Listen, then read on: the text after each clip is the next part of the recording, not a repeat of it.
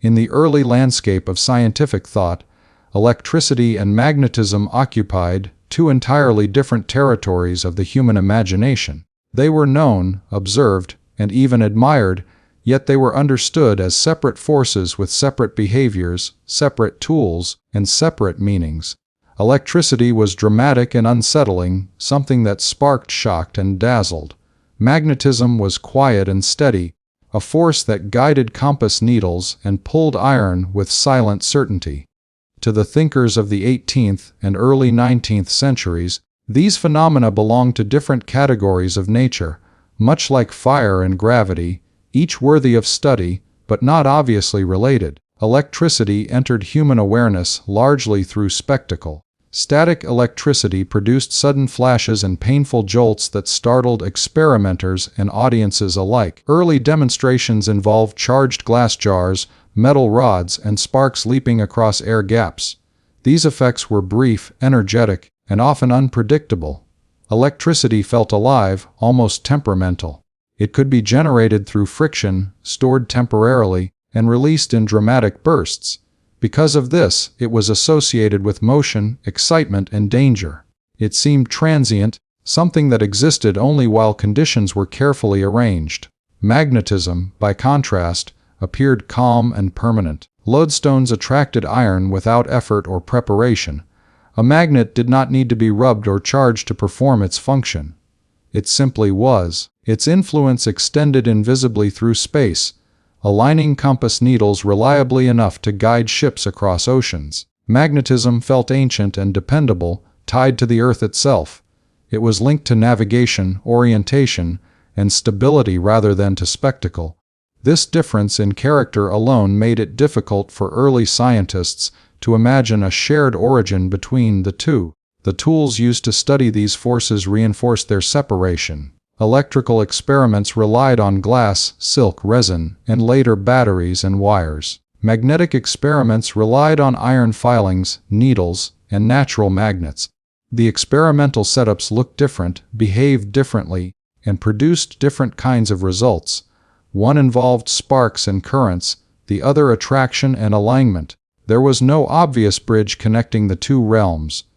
As a result, textbooks, lectures, and scientific societies treated them as distinct subjects, each with its own experts and traditions. The language used to describe these forces further deepened the divide. Electricity was discussed in terms of charges, fluids, and currents. Magnetism was described using poles, attractions, and repulsions. Even the metaphors differed.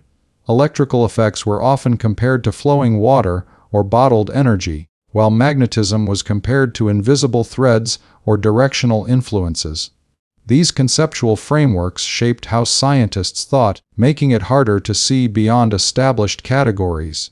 At the time, science itself was undergoing a transformation. The Enlightenment emphasized classification, measurement, and order. Nature was to be divided into clear domains, each governed by its own laws.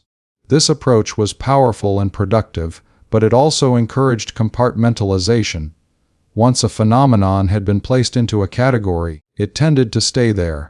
Electricity belonged to one compartment, magnetism to another. The success of this method made scientists confident in the separation, even when subtle hints suggested otherwise.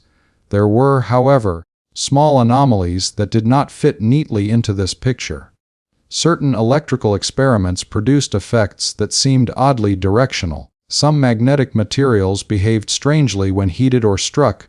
These observations were often noted, then set aside as curiosities rather than clues. Without a conceptual framework to connect electricity and magnetism, such details lacked significance. They were treated as exceptions, not as signs of a deeper unity. The broader worldview of the period also played a role. Nature was often imagined as a collection of forces acting across empty space, pulling or pushing objects directly. Action at a distance was accepted, but it was mysterious and unsettling. Gravity already raised philosophical questions, and adding another unified force acting invisibly across space seemed unnecessary and speculative. Keeping electricity and magnetism separate made the universe easier to manage intellectually. Educational traditions reinforced this mindset. Students learned about electricity through demonstrations of sparks and circuits, and about magnetism through compasses and iron filings.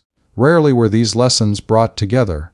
Each subject developed its own experimental heroes, its own landmark discoveries, and its own unresolved questions. Over time, this separation became so familiar that it felt natural, almost inevitable. Yet beneath this apparent clarity lay a deeper confusion. Scientists could describe what electricity and magnetism did, but not what they truly were. Were they substances, vibrations, fluids, or something else entirely? Different theories competed, each explaining certain experiments while failing to account for others. The lack of a unifying picture left many dissatisfied, even if they could not articulate an alternative. This was the intellectual environment in which a radical change would eventually occur. It was a world rich in data but poor in synthesis, full of observations yet missing a unifying vision. Electricity and magnetism stood like two neighboring kingdoms, sharing a border but speaking different languages, unaware that they were part of the same underlying landscape. Understanding this separation is essential to appreciating the magnitude of the later breakthrough. To unite electricity and magnetism required more than a new experiment or a clever equation. It required breaking deeply ingrained habits of thought. It demanded the courage to question categories that had become comfortable, and to imagine that nature might be simpler and more elegant than it appeared. Before that unification, the scientific world was confident in its divisions. Electricity was electricity, magnetism was magnetism, and the space between them seemed vast. The idea that they could be expressions of a single phenomenon would have sounded speculative, even poetic.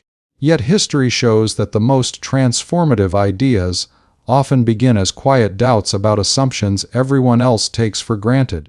In this early stage, the separation of electricity and magnetism was not a failure of science, but a reflection of its methods and limitations. Scientists worked with what they could see, measure, and control. Without the right conceptual tools, even the most brilliant minds struggled to see beyond the surface. The forces were real, powerful, and ubiquitous, yet their true relationship remained hidden, waiting for someone who could look past appearances and sense an underlying order. This was a time when nature seemed fragmented, when its forces appeared to operate independently, each following its own rules. It was also a time ripe for change, because the very success of detailed study had brought scientists close to the edge of a deeper truth. All that was missing was a vision bold enough to cross the boundary between categories and ask whether the divisions themselves were illusions.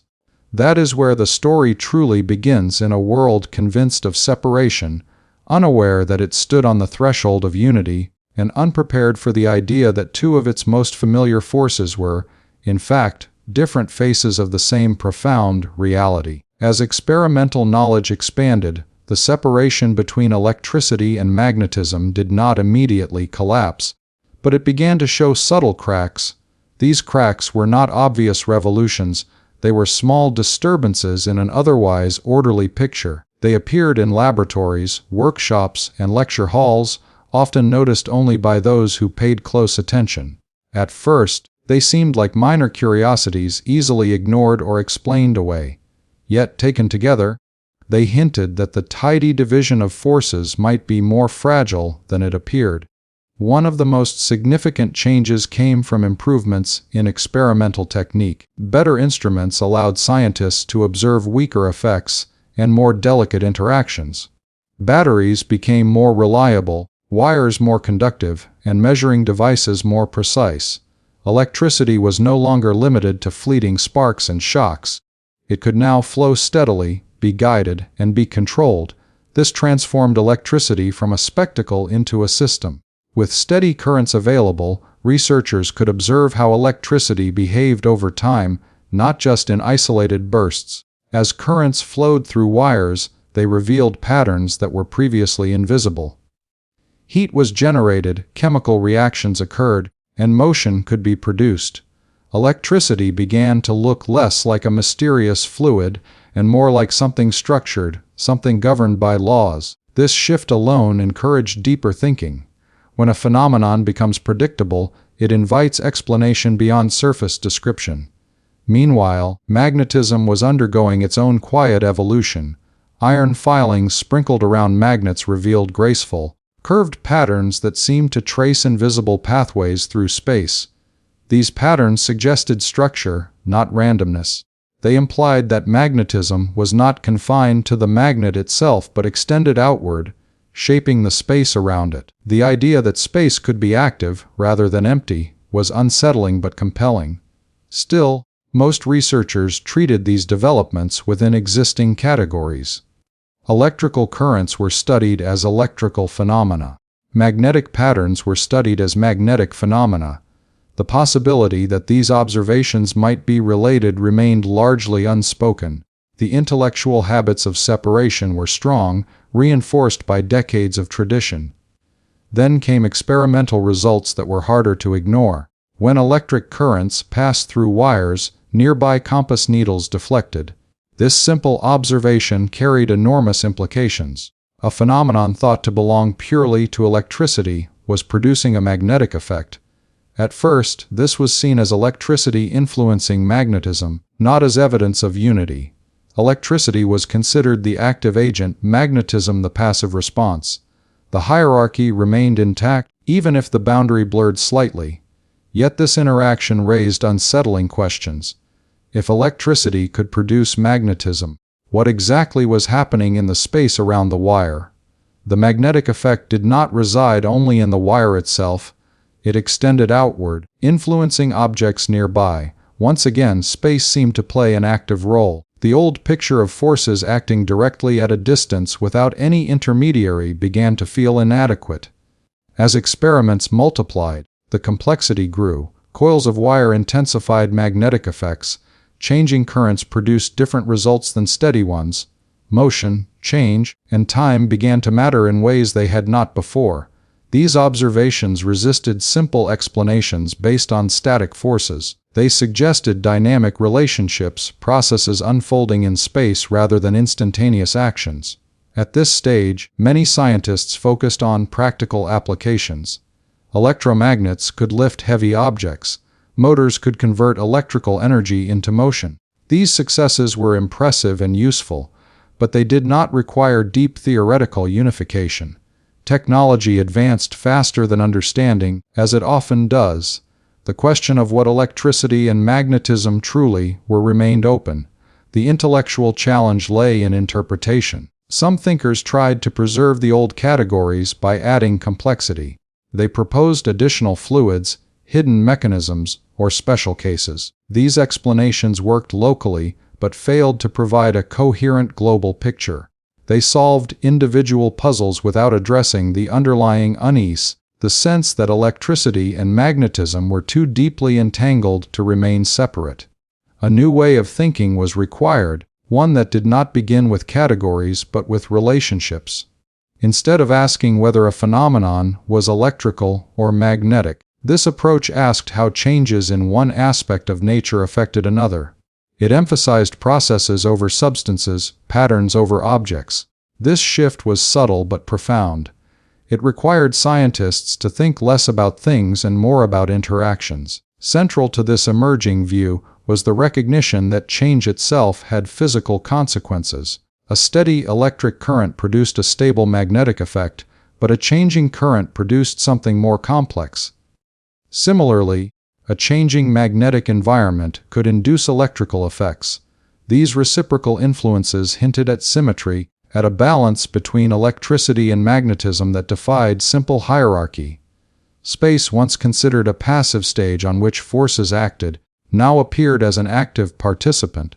Effects propagated through it, took time to develop, and followed specific paths. The invisible patterns traced by iron filings were no longer mere illustrations.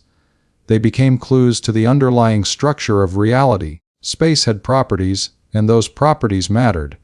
This evolving picture challenged deeply held assumptions.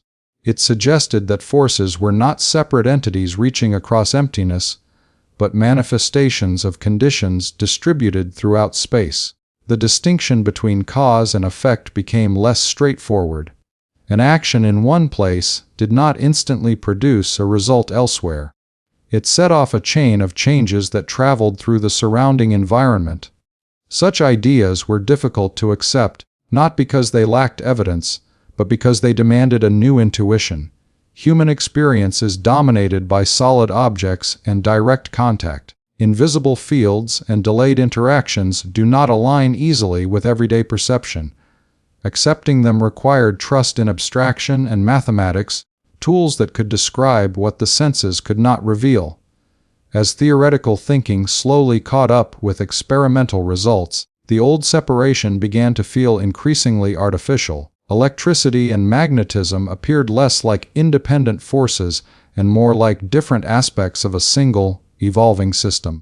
Their differences could be explained by perspective, by the conditions under which they were observed, rather than by fundamental distinction. This realization did not arrive suddenly or universally. It emerged through debate, resistance, and gradual refinement. Some embraced the new ideas eagerly, sensing their explanatory power. Others resisted, preferring familiar frameworks. Progress unfolded unevenly, shaped by personalities, institutions, and the availability of experimental confirmation. Yet the direction was clear. The more deeply scientists investigated, the more interconnected the phenomena became. Attempts to isolate electricity from magnetism required artificial constraints. In the natural world, they appeared together, influencing each other continuously. The boundary that once seemed so solid now looked like a convenience rather than a truth. This transitional period is crucial to understanding the eventual unification. It shows that revolutionary ideas rarely appear in a vacuum. They are prepared by years of incremental change, by accumulating tensions within existing theories. The old worldview did not fail overnight, it slowly revealed its limitations. By the time the unifying vision fully emerged, the scientific world was ready, even if it did not yet realize it. The experiments, observations, and partial explanations had laid the groundwork. What remained was the synthesis, the act of seeing the whole where others saw parts. In this sense, the breakdown of separation was as important as the discovery of unity. Letting go of old categories created space for a deeper understanding. It allowed nature to be seen not as a collection of disconnected forces, but as a coherent system governed by underlying principles. The journey from separation to connection was not merely a technical shift, it was a philosophical one. It changed how scientists thought about reality itself. Forces became expressions of structure. Space became active. Change became central. And electricity and magnetism, once strangers, began to reveal themselves as inseparable partners in the hidden order of the universe. This moment marked the end of an era defined by division and the quiet beginning of one defined by unity. Even before that unity was fully articulated, it was the threshold on which a visionary understanding would soon stand, transforming confusion into clarity and fragments into a single, elegant vision of nature. From the earliest moments of human curiosity, imagination has always walked alongside observation, though it has rarely been given equal respect. In many periods of scientific history, imagination was viewed with suspicion, something to be restrained rather than embraced. Facts, measurements, and experiments were considered the solid ground, while imagination was seen as a distraction, a source of speculation that could lead thinkers away from truth. Yet the greatest advances have often occurred precisely when imagination was allowed to move freely, guided but not constrained by evidence. It was through this creative leap that hidden laws of nature first came into view. In the world of early physics, imagination was often limited to filling gaps between known results. Scientists used it cautiously, as a temporary bridge until more data could be collected. The prevailing attitude was that nature revealed itself only through direct experiment, and that anything beyond what instruments could measure was questionable. This mindset produced impressive progress, but it also created blind spots. When imagination is reduced to a servant of existing frameworks, it cannot challenge the frameworks themselves. The visionary mind that transformed the understanding of electromagnetism approached imagination differently. For this thinker, imagination was not an escape from reality, but a tool for entering it more deeply. He believed that the universe possessed an underlying order that was not always visible to the senses, and that understanding this order required the ability to mentally explore possibilities beyond immediate observation. This was not fantasy, but disciplined creativity rooted in physical intuition. Rather than starting with equations or rigid definitions, he began with mental pictures. He imagined forces not as abstract arrows acting across empty space, but as continuous influences spread throughout the environment. He visualized how one change might ripple outward, affecting nearby regions before reaching farther ones. These images were not meant to be literal depictions, but conceptual guides, helping him reason about processes that could not yet be directly observed. This approach marked a profound departure from conventional thinking. Many of his contemporaries preferred clear mechanical models involving gears, particles, or fluids pushing and pulling one another. If a force existed, it had to be explained in terms of something tangible. Imagination was acceptable only if it produced a mechanical analogy that could be visualized in familiar terms. Invisible structures without physical substance were considered metaphysical and unscientific. Yet the visionary understood that clinging too tightly to mechanical imagery could be limiting. Nature, he suspected, did not always conform to human intuitions shaped by everyday experience. By allowing imagination to operate without immediate mechanical constraints, he opened the door to a more flexible understanding of reality. He was willing to entertain ideas that felt strange or counterintuitive, as long as they provided coherence and explanatory power. This imaginative freedom allowed him to notice patterns others overlooked. Where experiments produced lists of results, he saw relationships. Where data seemed scattered, he sensed structure. He did not treat experiments as isolated events, but as expressions of a deeper unity waiting to be recognized. His imagination acted as a lens, bringing hidden connections into focus.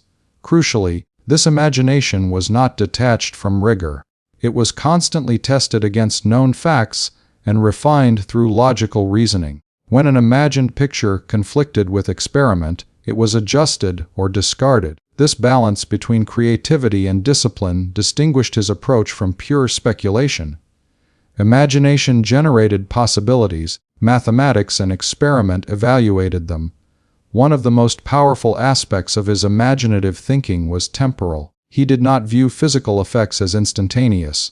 Instead, he imagined processes unfolding over time, with causes producing effects through gradual transmission rather than immediate action. This was a radical shift. It required imagining that space itself could store and transmit energy, a concept far removed from everyday experience. To support this idea, he relied heavily on visualization. He imagined lines and patterns filling space, representing directions and intensities of influence. These visual tools were not decorations, they were central to his reasoning. By mentally manipulating these patterns, he could predict how systems would behave under different conditions. This method allowed him to explore scenarios that were impractical or impossible to test experimentally at the time. Many colleagues struggled to understand this style of thinking. It seemed vague, overly intuitive, and insufficiently mathematical. Some dismissed it as lacking precision, yet this criticism missed the point. The imagination at work here was not a substitute for mathematics, but a precursor to it. It provided the conceptual framework within which equations could later be written and interpreted. Imagination also played a crucial role in overcoming psychological barriers.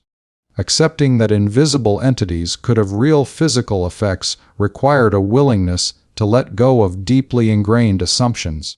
The visionary's imagination allowed him to inhabit a world where such entities felt natural rather than absurd. By mentally living within this new picture of reality, he gained confidence in ideas that others found unsettling.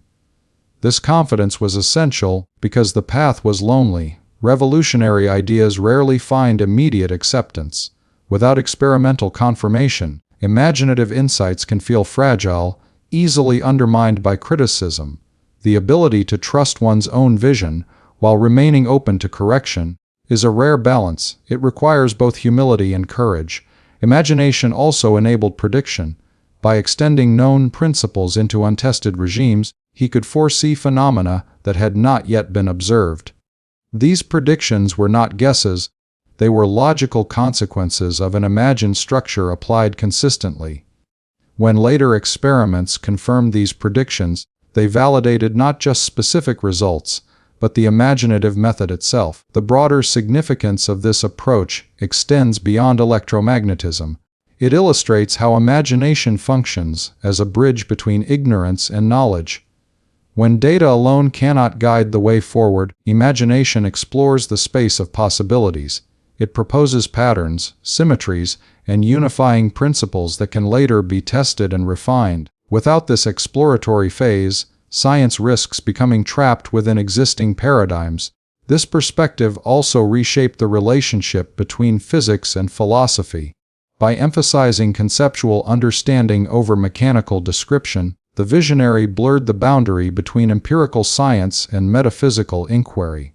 Questions about the nature of space, time, and reality itself became integral to physical theory rather than peripheral concerns. Imagination provided the language for addressing these deeper questions. Importantly, this imaginative style did not reject mathematics, it enriched it. When mathematical formulations eventually emerged, they carried physical meaning grounded in intuitive pictures. Equations were no longer mere computational tools, they became expressions of an underlying vision. This made them more powerful and more adaptable, capable of guiding future discoveries.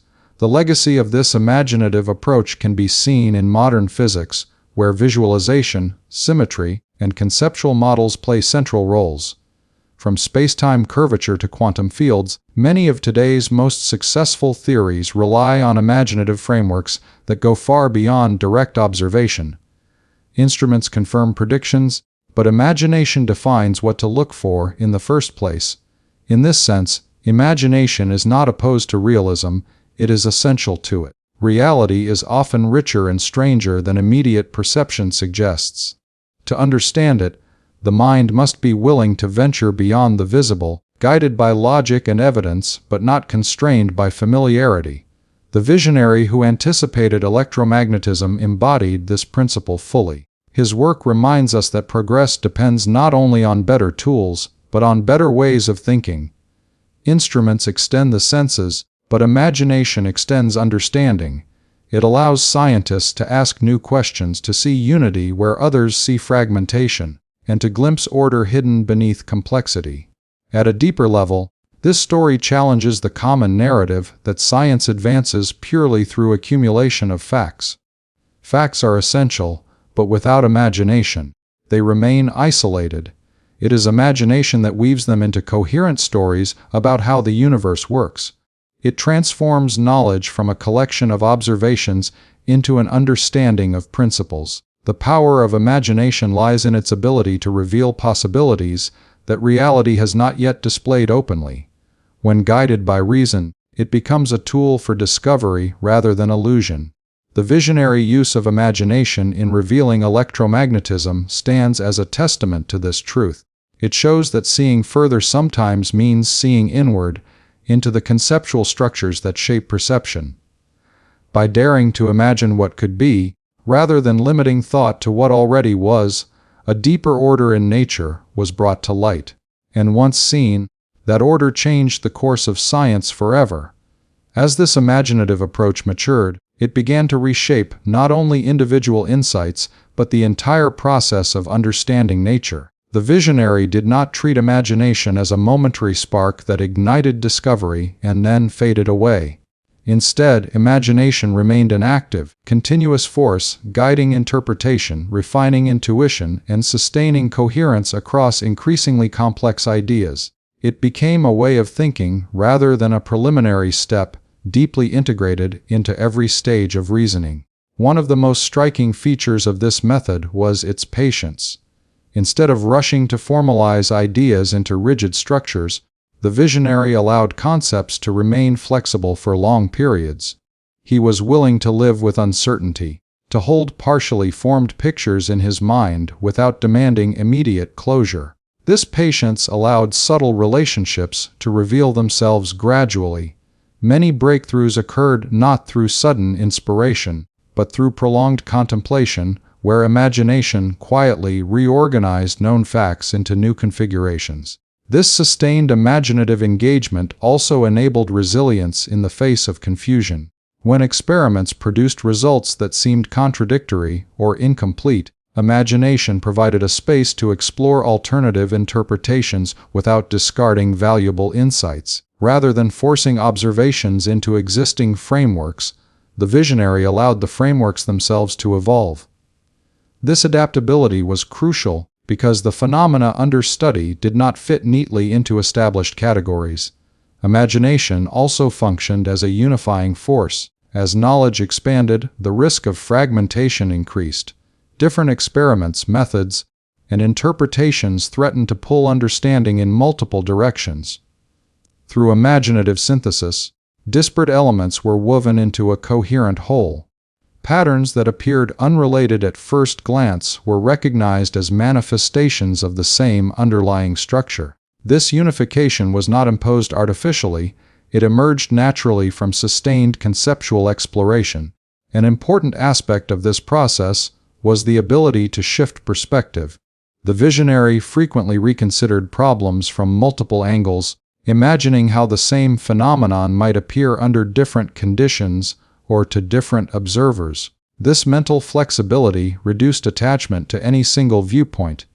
It encouraged a relational understanding of nature, where properties depended on context rather than absolute definitions. This perspective proved especially powerful when dealing with invisible processes.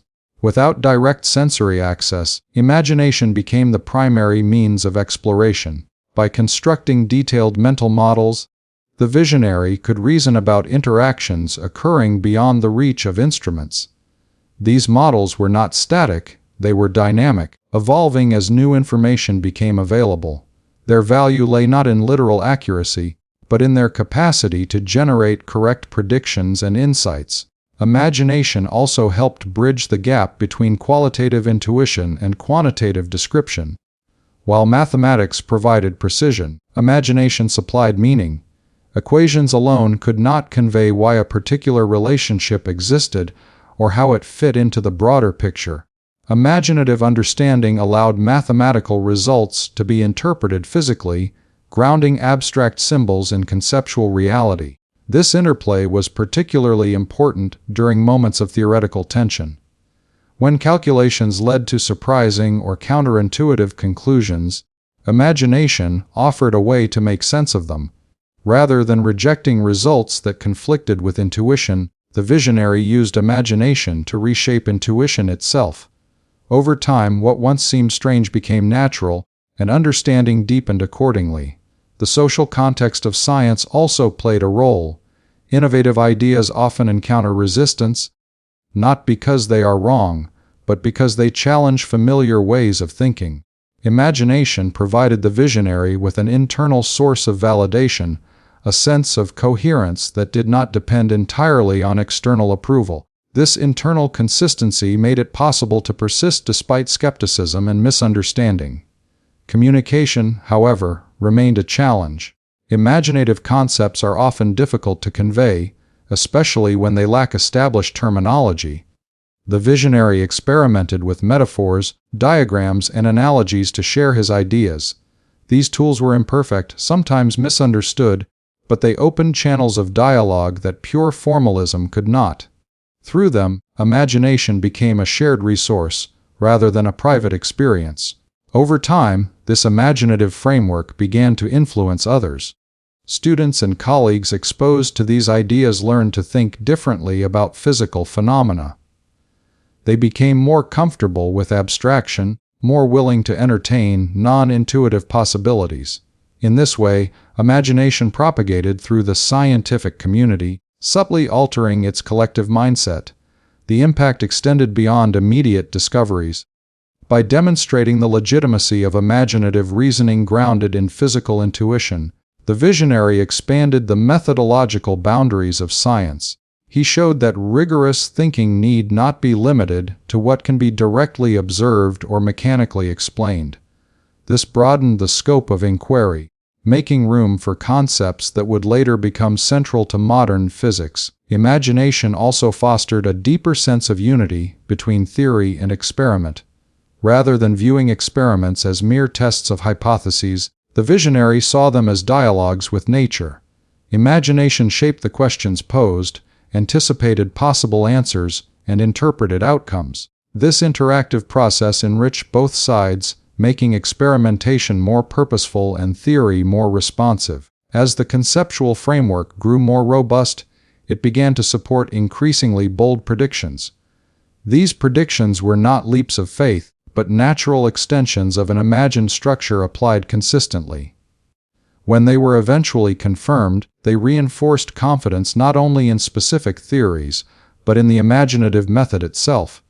This success, however, did not diminish humility.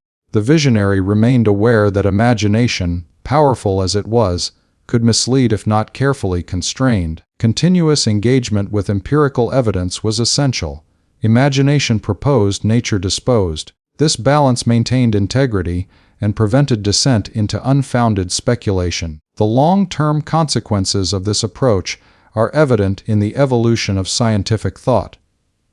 Many later breakthroughs followed a similar pattern, beginning with imaginative reconceptualization before formal confirmation. The ability to visualize unseen structures, to think relationally, and to embrace abstraction became hallmarks of advanced physics. At its core, this method reflects a deep respect for the complexity of nature. Rather than forcing reality into simple, familiar shapes, imagination allowed understanding to expand to meet reality on its own terms. It acknowledged that the universe might operate according to principles that challenge everyday intuition, and that grasping those principles requires creative as well as analytical effort. In this way, imagination transformed from a suspect faculty into a central pillar of scientific discovery. It became a disciplined practice, honed through experience and guided by evidence. The visionary who anticipated electromagnetism exemplified this transformation, demonstrating that imagination, when used responsibly, is not a departure from science, but one of its most powerful engines. The enduring lesson is that discovery begins not only with what we see, but with what we dare to imagine. By cultivating a vision of hidden order and trusting the mind's capacity to explore it, new worlds of understanding become accessible. This imaginative courage continues to inspire scientific inquiry, reminding us that the boundaries of knowledge are often limited less by nature than by the reach of our own imagination. In every era of scientific progress, there are moments when information exists in abundance, yet understanding lags behind.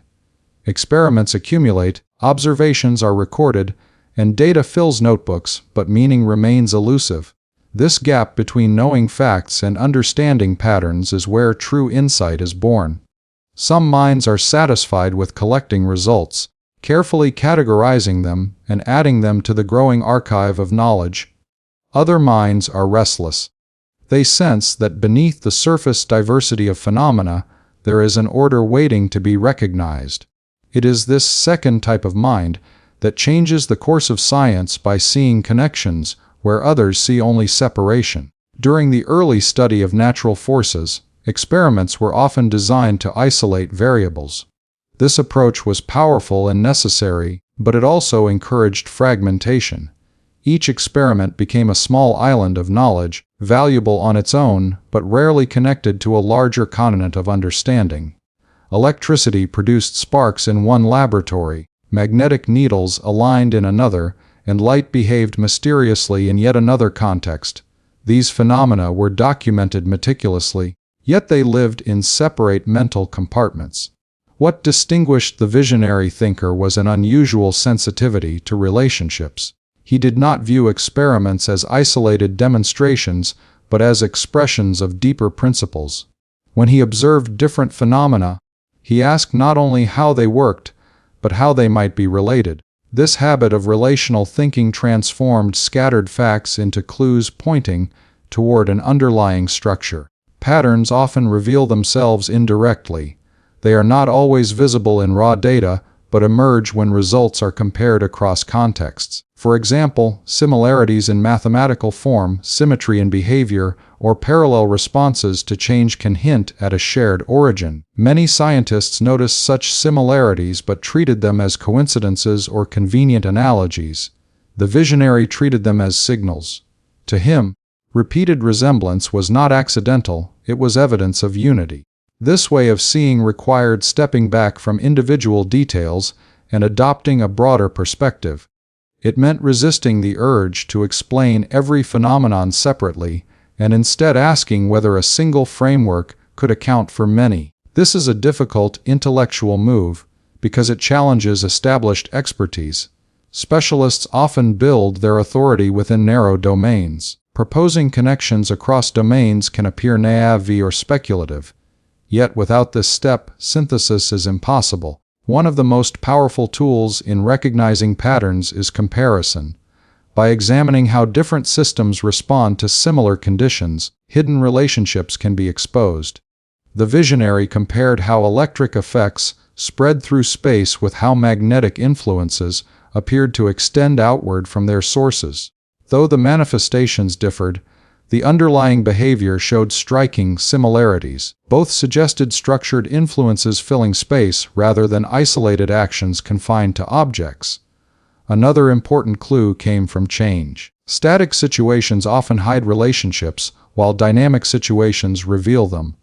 When conditions remain constant, systems appear independent. When something changes, interactions become visible. The visionary paid close attention to situations involving motion, variation, and time. He noticed that when electrical conditions changed, magnetic effects followed, and vice versa. These observations were not isolated accidents. They formed a consistent pattern pointing toward interdependence. Seeing such patterns required a willingness to question conventional interpretations. Many researchers explained new observations by adding layers of complexity to existing theories. They introduced additional assumptions or special cases to preserve established categories.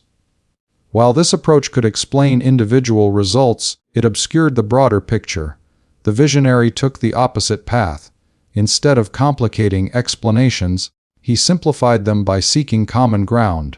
Simplicity here did not mean reducing phenomena to trivial terms. It meant reducing the number of fundamental principles required to explain them. A single deep principle is often more powerful than many shallow ones. By recognizing patterns across different experiments, the visionary moved toward such principles even before they could be fully articulated mathematically. This pattern-seeking mindset also influenced how experiments were interpreted. An experiment was not merely a test of a hypothesis, it was a window into structure.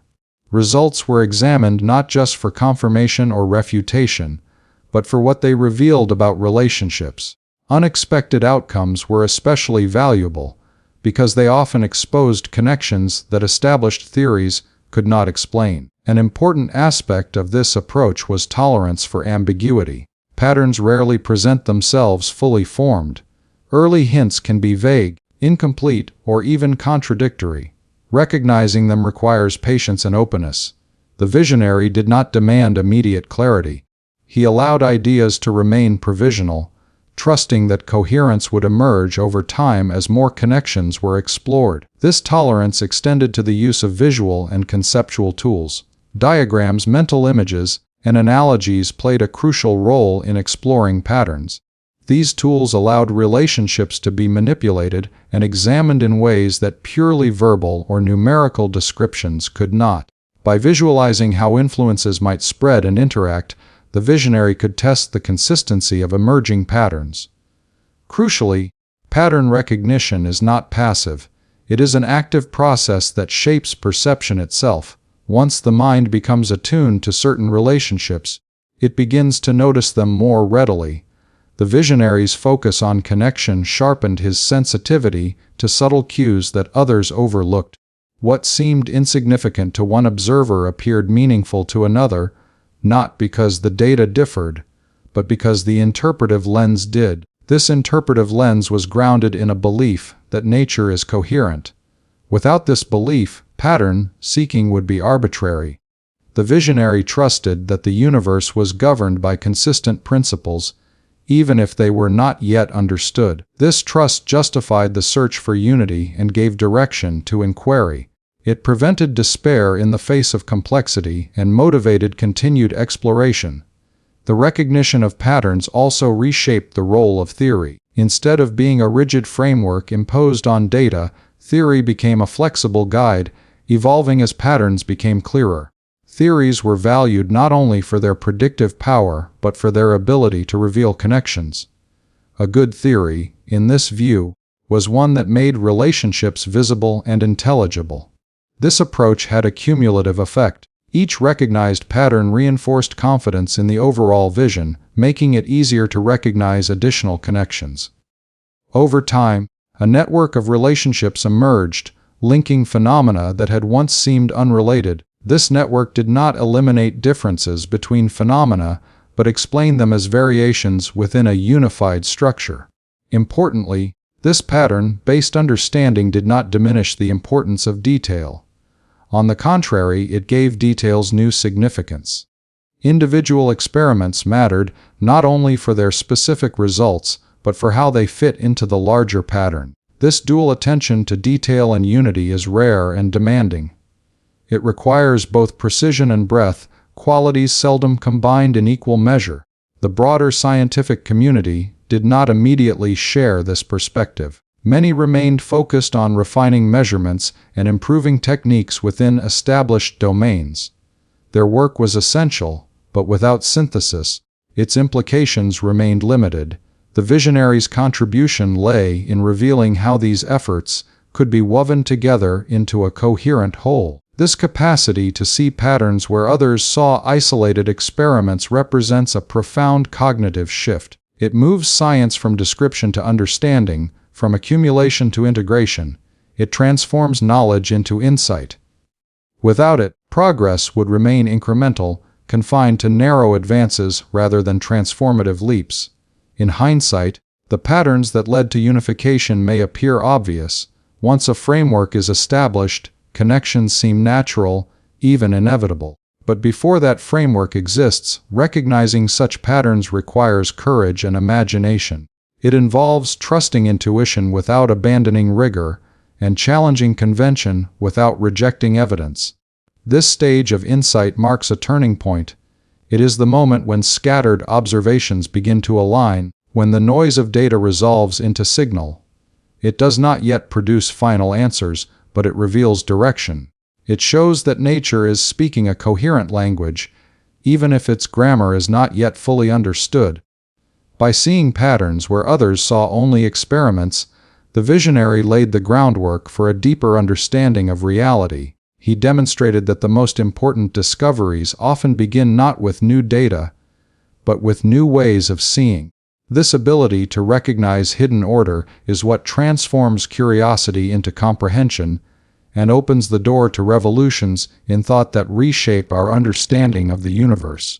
As this way of seeing matured, the recognition of patterns began to influence not only interpretation, but also the very questions being asked. Instead of designing experiments solely to measure isolated effects, attention shifted toward situations where relationships could reveal themselves more clearly. The focus moved from static conditions to interactions, from isolated variables to systems in motion. This change in emphasis was subtle, yet it had far-reaching consequences for understanding nature. One of the most important realizations was that patterns often become visible only when systems are disturbed. When everything is calm and unchanging, differences remain hidden. But when something varies, when a current changes, when motion is introduced, when conditions shift, relationships emerge. The visionary paid close attention to these moments of transition. Change, rather than stability, became the key to insight. This attention to change challenged deeply rooted assumptions.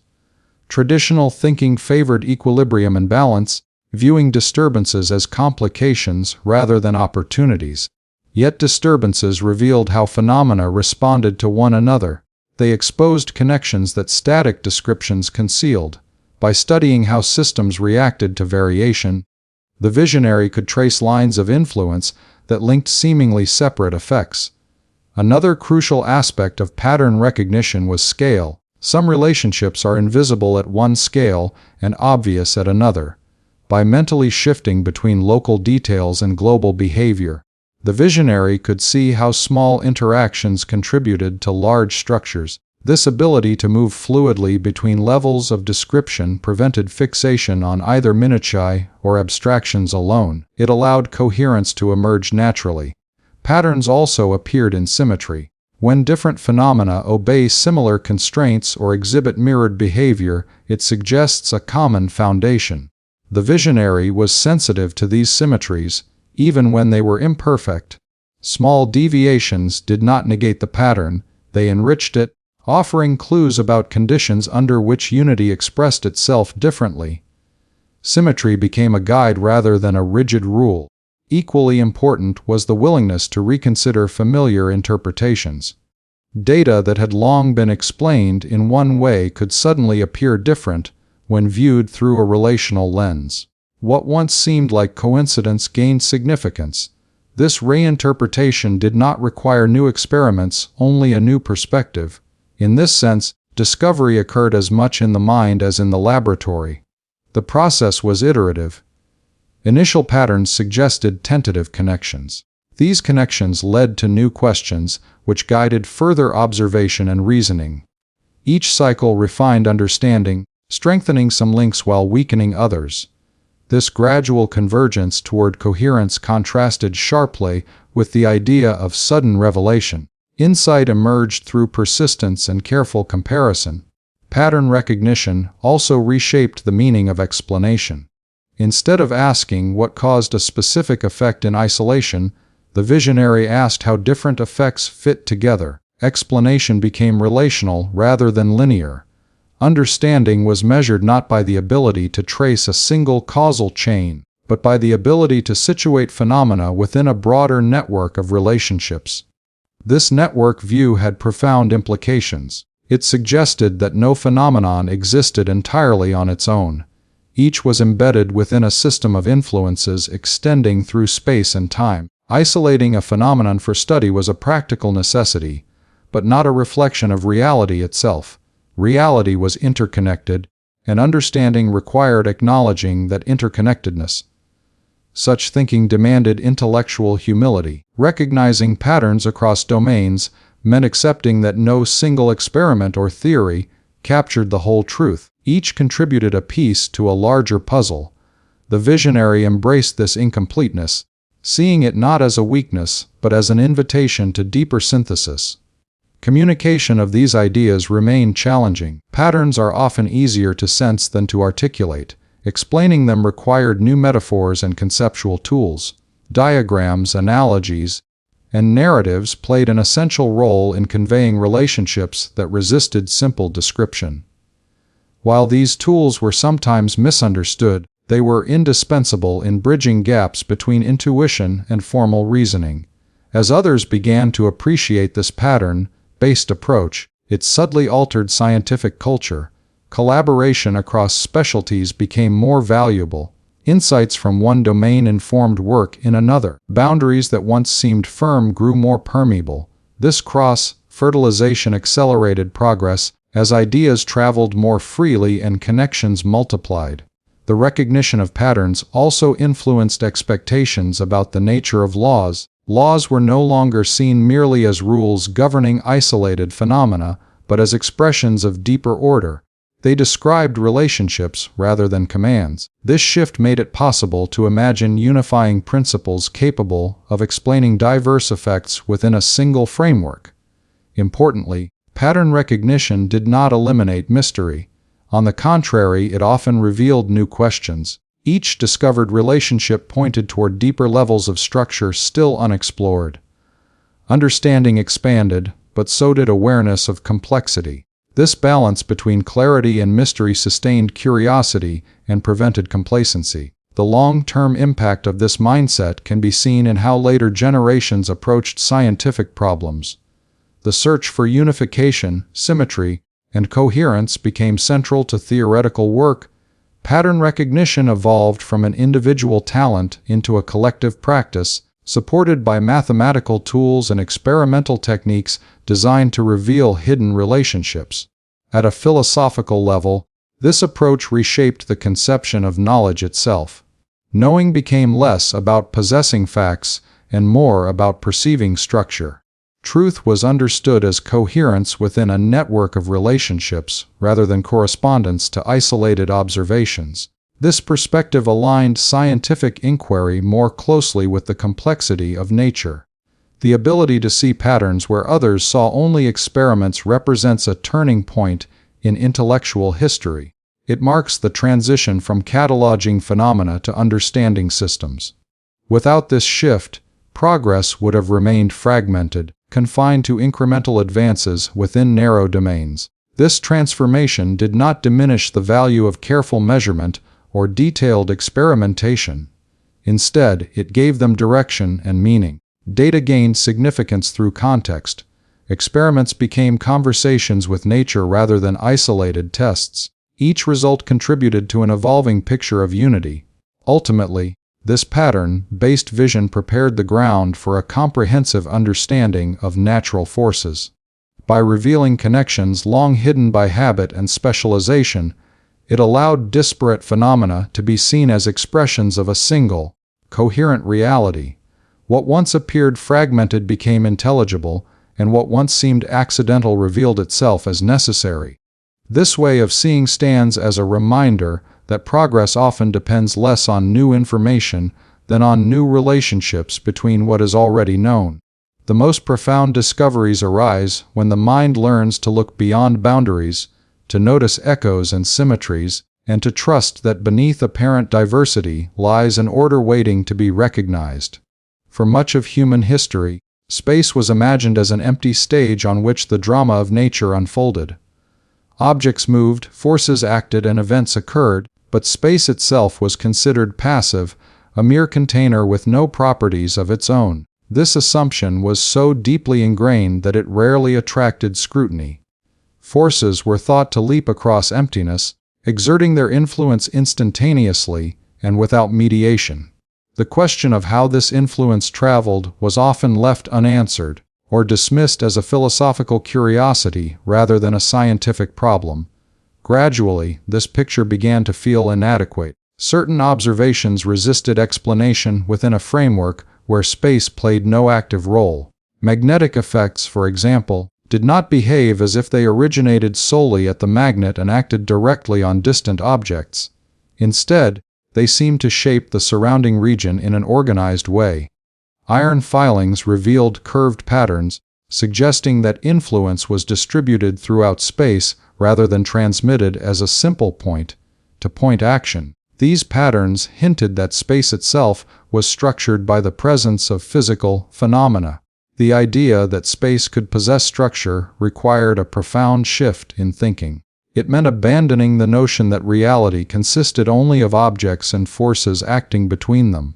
Instead, it suggested that the environment in which objects existed could carry information, energy, and influence. This was not an intuitive leap. Human experience offers little evidence that empty space can do anything at all. Accepting this idea required trust in abstraction and a willingness to redefine what counts as physical reality. Visual thinking played a crucial role in this transformation. By imagining space filled with invisible lines and regions of influence, it became possible to reason about how effects spread and interact. These visual constructs were not meant to be literal descriptions, but conceptual tools that made complex relationships intelligible. They allowed the mind to grasp continuity, direction, and intensity in a way that purely verbal descriptions could not. Once space was seen as active, many puzzles began to resolve themselves. Interactions no longer required mysterious, instantaneous action at a distance.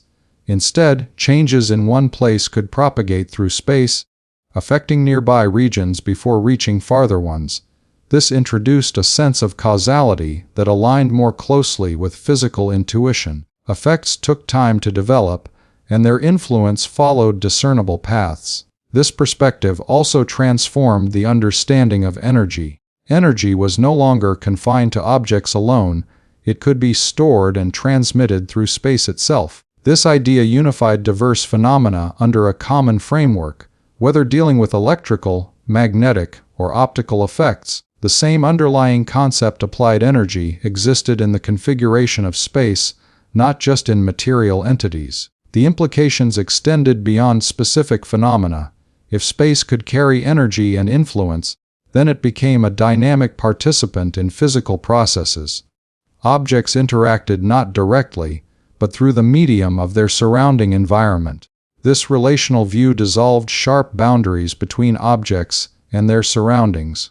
Reality became a continuous whole rather than a collection of isolated parts. This shift also altered how change and motion were understood. Motion was no longer just the displacement of objects, it involved the reconfiguration of space itself.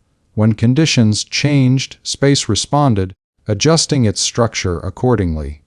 This dynamic interplay explained why certain effects depended on variation rather than static conditions. Change activated the properties of space, revealing its role in mediating interactions. Accepting space as active required intellectual courage. It challenged centuries of philosophical tradition and demanded new forms of reasoning. Critics argued that invisible structures lacked physical reality, that they were mathematical conveniences rather than true features of nature. Yet the explanatory power of this idea was undeniable. It made sense of phenomena that had long resisted clear explanation and provided a coherent picture that unified diverse observations. Over time, this view gained support as predictions based on it proved accurate. Effects once thought impossible or mysterious became natural consequences of a structured space. What began as a conceptual tool gradually acquired the status of a fundamental principle. Space was no longer empty, it was rich with possibility. This transformation marked a turning point in scientific thought. By recognizing space as an invisible architecture underlying physical reality, understanding moved beyond surface appearances. Forces became expressions of spatial structure, and interactions became processes unfolding within that structure.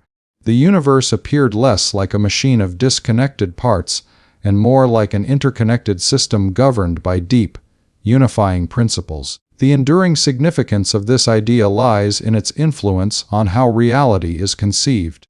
It opened the door to later developments that further expanded the role of space, ultimately reshaping physics at its foundations. By daring to imagine space as active rather than inert, a hidden layer of order was revealed, changing forever how the natural world is understood. Long before equations were written to describe the deepest workings of nature, numbers and symbols served as bridges between thought and reality. Mathematics was not merely a computational tool, it was a language capable of expressing relationships too subtle and too abstract for ordinary speech. In the exploration of natural forces, this language became essential because the phenomena under study were often invisible, intangible, and resistant to direct sensory description. To understand such phenomena, one needed a form of expression that could capture structure without relying on physical imagery alone. At first, mathematics was used primarily to summarize experimental results. Measurements were taken, relationships were observed, and formulas were constructed to describe regularities. This approach was powerful but limited. It described what happened without necessarily explaining why. Equations could predict outcomes, yet their deeper meaning remained obscure. The challenge was to move beyond calculation and use mathematics as a window into underlying reality. This shift required a new attitude toward mathematical symbols. Instead of treating them as abstract marks on paper, they were understood as representations of physical relationships. Each term carried meaning, each operation corresponded to a process. When used in this way, mathematics became a form of visualization, allowing the mind to explore scenarios that could not be directly observed. It transformed invisible structures into intelligible patterns. One of the most significant advances came from expressing physical ideas in differential form. Rather than focusing on static quantities, attention turned to how quantities changed in space and time. This emphasis on change captured the dynamic nature of physical reality more accurately than static descriptions ever could. It allowed continuous processes to be described with precision, revealing how local variations contributed to global behavior. Through this approach, complex interactions could be reduced to elegant relationships. Multiple phenomena that appeared unrelated on the surface could be described using the same mathematical framework. This was not simplification through omission, but through unification. The same symbols and equations applied across different contexts, indicating that a common structure underlay diverse effects. Mathematics also provided a way to test consistency. An imagined physical picture might seem plausible, but when translated into equations, contradictions could emerge. Conversely, equations could reveal implications that intuition alone might miss. This interplay between imagination and mathematics strengthened both. Intuition guided the choice of mathematical form, while mathematics disciplined intuition, ensuring coherence. Another powerful aspect of mathematical language was its universality. Unlike verbal descriptions, which can be ambiguous or culturally specific, mathematical expressions conveyed meaning with precision across boundaries. A relationship expressed mathematically could be understood and applied by anyone with the necessary training, regardless of language or tradition. This universality allowed ideas to spread, be tested, and refined collectively. As mathematical descriptions grew more sophisticated, they began to suggest new physical interpretations. Equations were not merely passive reflections of reality, they actively shaped understanding. Unexpected terms hinted at phenomena not yet observed.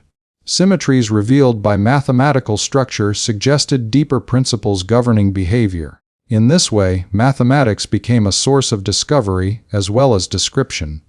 The predictive power of this approach was profound. By extending equations beyond tested conditions, it became possible to anticipate new effects. These predictions were not guesses, they were logical consequences of a coherent mathematical framework. When later experiments confirmed them, confidence in the underlying theory grew dramatically. This use of mathematics demanded a high level of abstraction. Physical meaning was no longer tied exclusively to tangible images. Instead, it resided in relationships encoded symbolically. This abstraction was initially unsettling, as it challenged common-sense notions of reality. Yet it proved indispensable for capturing the true complexity of natural processes. The discipline required to work in this way was considerable. Mathematical reasoning demands precision and consistency. Errors cannot be concealed by persuasive language or intuitive appeal. Every assumption must be explicit, every conclusion justified. This rigor acted as a safeguard, preventing imaginative ideas from drifting into speculation. At the same time, creativity remained essential. Choosing the right mathematical form is as much an art as a science. It requires insight into which relationships matter and which can be ignored. Successful formulations often reflect a deep harmony between mathematical structure and physical intuition. When this harmony is achieved, equations feel not imposed but discovered. Over time, this mathematical language reshaped the way nature was understood. Physical laws came to be seen not as isolated rules, but as expressions of underlying symmetries and structures. Mathematics revealed connections that were invisible at the level of individual observations. It provided a unifying framework capable of accommodating complexity without losing coherence. The influence of this approach extended far beyond its original context. It set a standard for theoretical work across the sciences. The idea that mathematics could reveal unseen reality became a guiding principle, inspiring generations of researchers to seek deeper order beneath surface phenomena. Ultimately, mathematics proved to be more than a tool, it became a partner in discovery. It allowed the mind to venture where experiments could not yet go, to explore possibilities constrained only by logic and consistency. Through it, invisible structures gained clarity, and hidden relationships became accessible. This transformation underscores the profound role of mathematical language in human understanding. By translating imagination into precise form, mathematics made it possible to grasp realities beyond direct experience. It turned speculation into science and intuition into knowledge, revealing that the universe speaks a language that, with effort and insight, the human mind can learn to understand. There are moments in the history of science when understanding advances not by observing something new, but by realizing that something must exist even though it has not yet been seen. This kind of insight requires extraordinary confidence in logic and structure.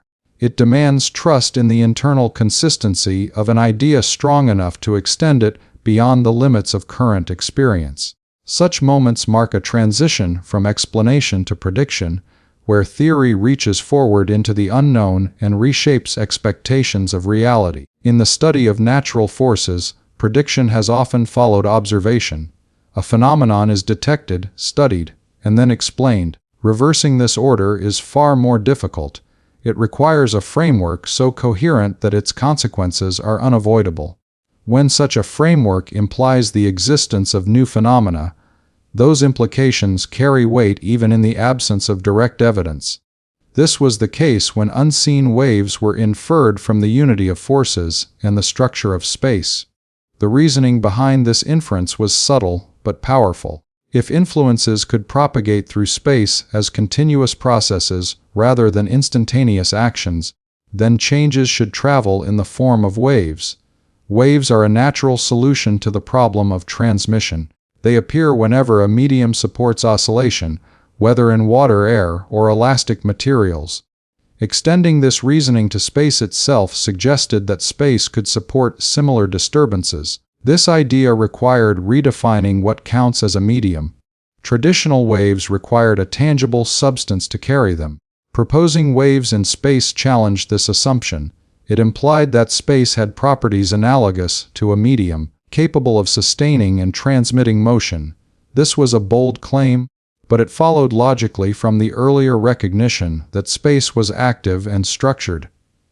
Mathematical analysis strengthened this intuition. When the equations describing interacting influences were examined, they revealed solutions corresponding to wave-like behavior. These solutions were not added arbitrarily, they emerged naturally from the relationships encoded in the equations. Once identified, they could not be ignored. The mathematics insisted that such waves were possible and, indeed, necessary. The predicted waves had remarkable properties. They traveled at a specific speed determined by fundamental constants, not by the motion of their source. This speed was not arbitrary. When calculated, it matched a value already known from an entirely different context. This convergence of independent lines of reasoning was striking. It suggested that a familiar phenomenon was, in fact, an example of the predicted waves. At this point, theory had gone far ahead of experiment. No instruments existed capable of generating or detecting these waves directly. The prediction rested entirely on the coherence of the theoretical framework.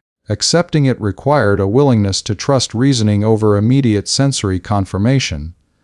This was a test of scientific faith, not in the sense of belief without evidence, but in the sense of confidence in logical structure.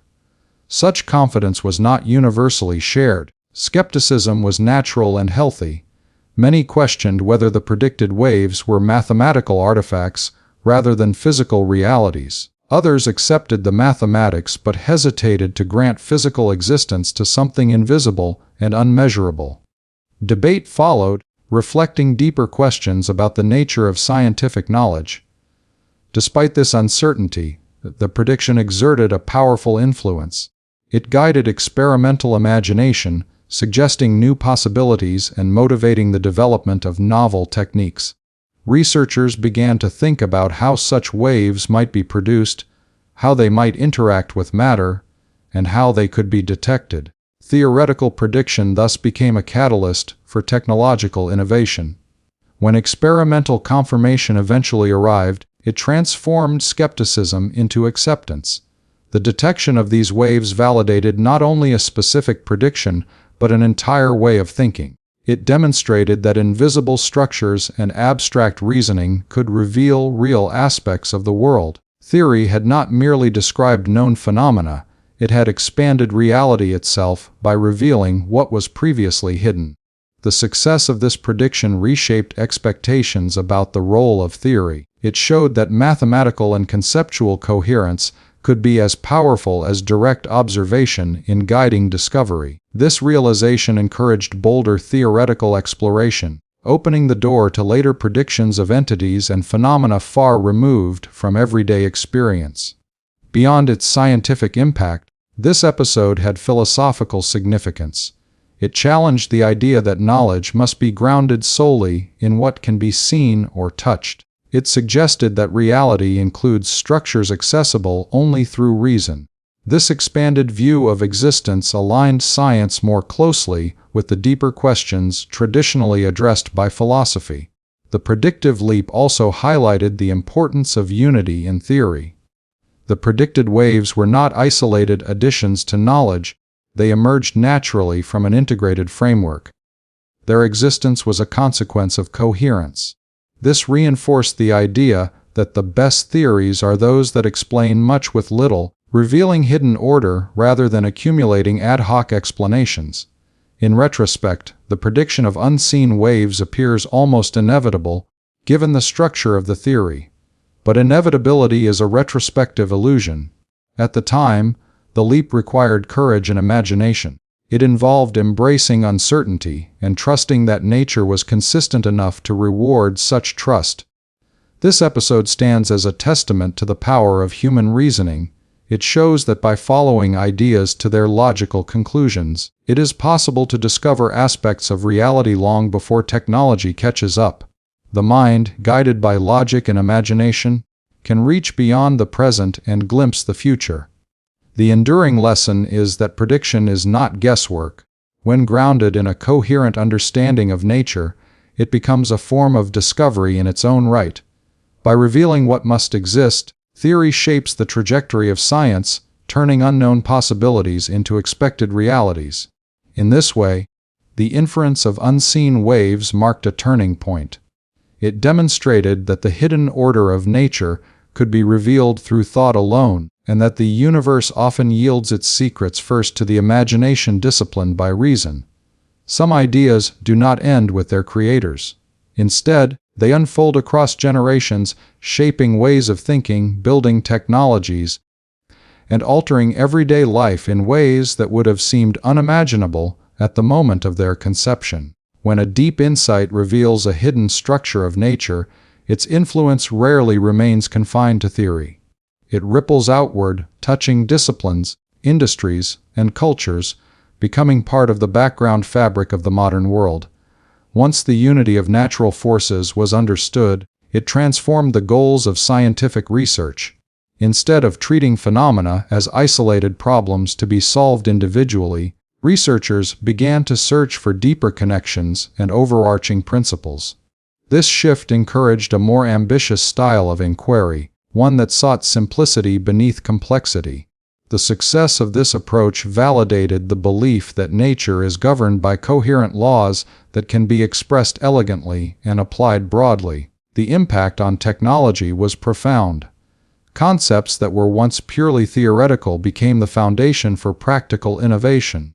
Understanding how influences propagate through space made it possible to harness them deliberately. Communication no longer depended on physical connections alone.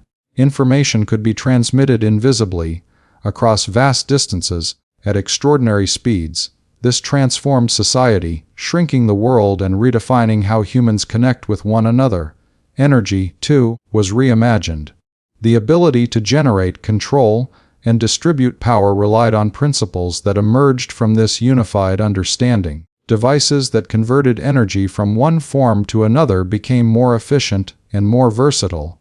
Industrial processes were revolutionized, transportation was transformed, and living standards changed in ways that reshaped social and economic structures.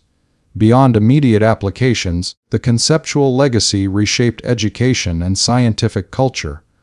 New generations of scientists were trained to think in terms of fields, relationships, and systems rather than isolated forces. This mindset proved adaptable, extending beyond its original domain to influence other areas of physics and even other sciences. The emphasis on unification and coherence became a guiding principle across disciplines. The influence also extended into philosophy. Traditional distinctions between matter and space, action and influence, cause and effect were reconsidered. Reality appeared less like a collection of independent objects and more like an interconnected whole. This perspective resonated with broader intellectual movements that sought to understand the world in holistic terms, bridging gaps between scientific and philosophical inquiry. As technology advanced, the practical consequences of these ideas became increasingly visible. Wireless communication, medical imaging, remote sensing, and countless other applications emerged from principles that once existed only in the realm of abstraction. Each new application reinforced the validity of the underlying theory, demonstrating its capacity to describe and shape the real world. The legacy also includes a methodological lesson. It shows that the most powerful scientific advances often arise from a combination of imagination, mathematical rigor, and respect for empirical evidence. None of these elements alone would have been sufficient. Together, they formed a way of thinking capable of revealing hidden order and translating it into lasting impact. Importantly, this legacy is not static. The framework that once unified certain forces became a foundation upon which further unifications were built. Later theories extended the idea of fields, explored new kinds of interactions, and pushed the boundaries of understanding even further. Each step built upon the conceptual shift that recognized invisible structures as real and significant. This ongoing influence highlights the cumulative nature of knowledge. Breakthroughs do not erase what came before, they reorganize it. Old concepts find new meaning within broader frameworks. The past is not discarded, but integrated, creating continuity amid change. At a human level, the story underscores the power of ideas to outlive individuals. The visionary who first perceived this hidden order could not have foreseen all its consequences. Yet, by articulating a coherent vision of nature, he set in motion developments that continue to shape the modern world. This is one of the most remarkable aspects of scientific discovery, its capacity to extend human reach across time. The legacy also serves as an inspiration. It reminds us that understanding often begins with questioning assumptions and looking beyond immediate appearances. The courage to imagine connections where none are obvious can lead to insights with far-reaching consequences. This spirit of inquiry remains essential, not only in science but in any field seeking deep understanding. In reflecting on this enduring influence, it becomes clear that the true measure of a scientific idea is not only its accuracy, but its generative power. An idea that opens new paths of inquiry, enables new technologies, and reshapes understanding has a life far beyond its initial formulation. The hidden order revealed through this vision continues to guide exploration and innovation. It stands as a testament to the human capacity to uncover profound truths about the universe and to transform those truths into tools that shape civilization. Through this legacy, a single insight became a cornerstone of modern life, demonstrating that when understanding reaches deep enough, its effects can be felt everywhere.